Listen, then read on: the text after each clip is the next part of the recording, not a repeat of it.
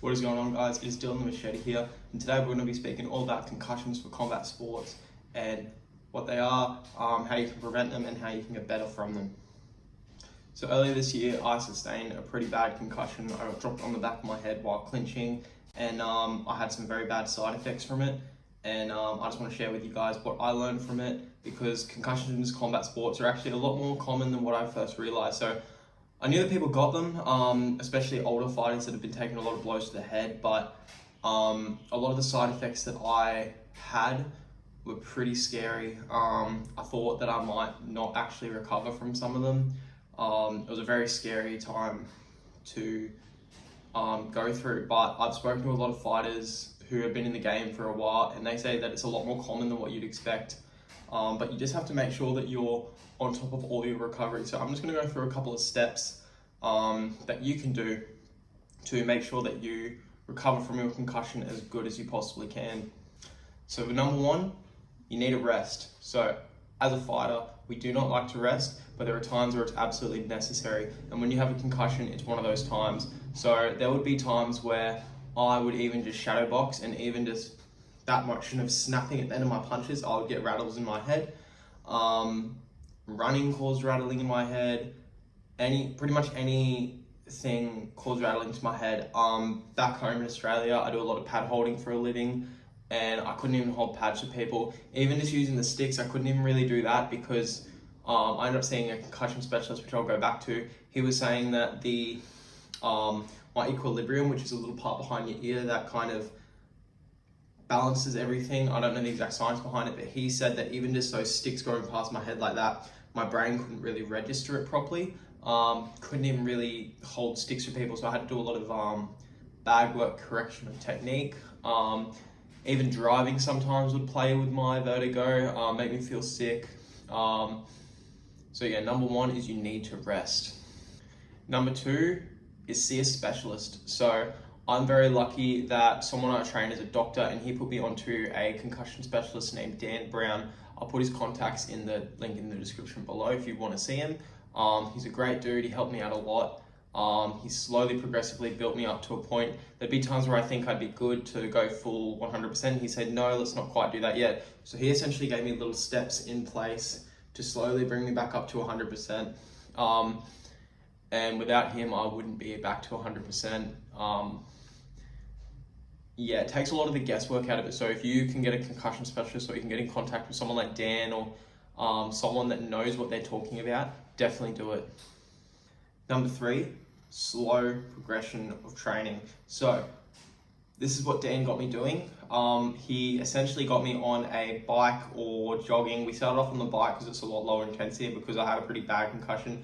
Even just like the oomph on the ground of running, that gave me rattles to my head. So we started off on the bike. It'd be about 20 to 30 minutes with my heart rate about 105. So one thing that happens when you have a concussion is your resting heart rate is a lot higher. My resting heart rate is normally about 40. Right now it is 45. So yeah, your resting heart rate is normally a lot lower in general, but when you have a concussion, my heart rate was sitting around 80 beats per minute, which is nearly double what it normally is. So your resting heart rate is going to be higher. It's also a good gauge to kind of know where you're at, but essentially what he get me to do is do slow exercises of just, on the bike, low intensity for about 20 to 30 minutes, 105 to 110 beats per minute. And then the next week we'd increase that to twice a day. And then like a few days later, okay, I'm doing good. He would increase me to 140 beats per minute. And then after that, once I could do that without any symptoms or anything like that, he would get me to go on to a little bit of shadow boxing and a little bit of stuff like that. But another thing that he got me to do, which is very, very important, he put in metronome on at 90 beats per minute, looking at my thumb like this. So you gotta make sure your eyes stay on it, and you just turn your head like this, keeping your eyes on your thumb. I did that for about a minute, 3 times, and we slowly increased it, ended up getting it to 5 times a day doing that. Then we ended up getting some other exercises where I'd have both fingers out like this. I'd look at it, I'd turn my head. I'd look at the one on the right, I'd turn my head. I'd look at the one on the left, and I'd turn my head. Constantly doing that just to get my equilibrium used to functioning the way that it should be functioning. And it's just like weight training or Muay Thai training, whatever you do, you got to slowly, progressively overload it. Otherwise, you're just going to hit a wall, and yeah, you're not gonna have a good time. So number 4, I think we're up to diet. So diet is incredibly important. So a lot of fighters, when they don't have a fight coming up or they need a rest or whatever they do, their diet goes out the window because they've got that all or nothing mentality. Now, this is not a good thing, especially when you have a concussion, because a concussion needs to be managed properly. It needs to be taken very seriously, and that includes your nutrition. So it was actually a very low carb diet and a very high fat diet is what helped me out. So a lot of eggs, salmon, vegetables, cooking oils like olive oil and coconut oil, avocados, nuts, some good fruits like blueberries, acai, nut butters, chia seeds, dark chocolate, oranges are a good one, meat like turkey, steak. There's so many good quality foods that you can have, but you can't be going out there and eating shit food like donuts or cakes or any of that stuff. Like, if you want to get good as quickly as possible, stay away from all that junk, because your body does not need it. It needs to be focused on recovering, and diet is a very big part, which leads into number 5 is supplements. So there are a few supplements that are very necessary to get yourself back to 100%. So you got your basic supplements, I'll put it that way. So I've got supplements that I take absolutely no matter what.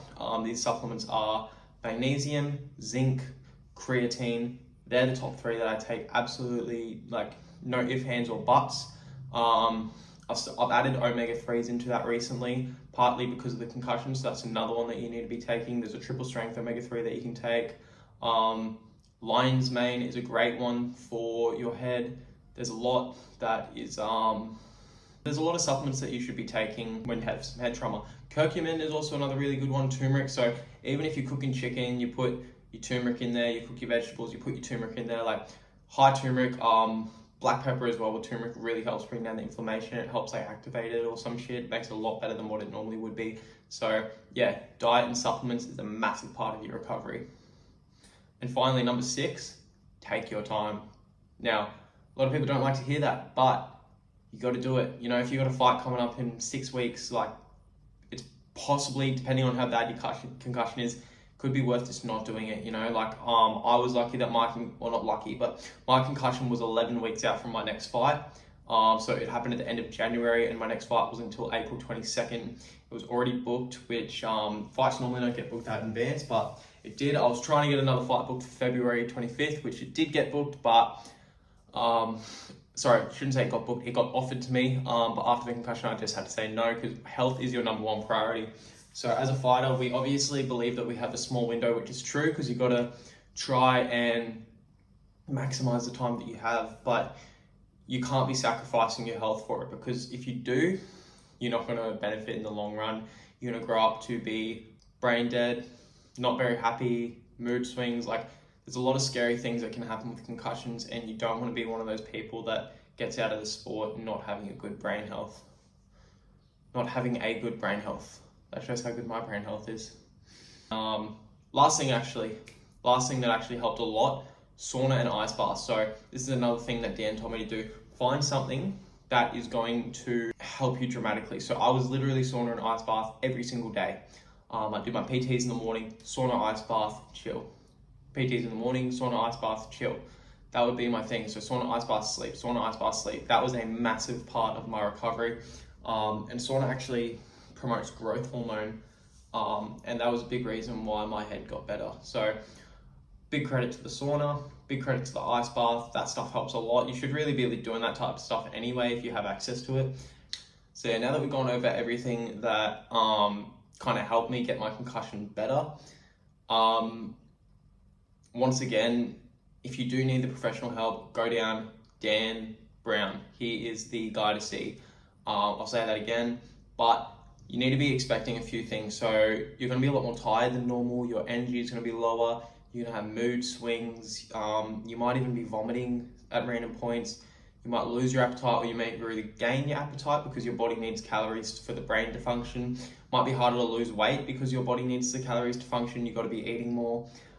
There's a lot of things that happen with a concussion that it's just part of the process, you know. You just got to accept it for what it is. You can't be negative towards it. You just got to take it head on. And yeah, that's it, you know. I really hope that no one has to go through a bad concussion like I did, because it's very, very hard to get through. But if you do, I just hope that I've helped someone out there that's dealing with what I dealt with. And yeah, I hope that if you are dealing with a concussion, you get better as soon as possible. Take professional help, and please take your time, because you will be ready when you're ready. But yeah, I really hope you guys enjoyed this video. Be sure to like, comment, and subscribe. I really hope I helped someone out there, and I'll see you guys in the next video.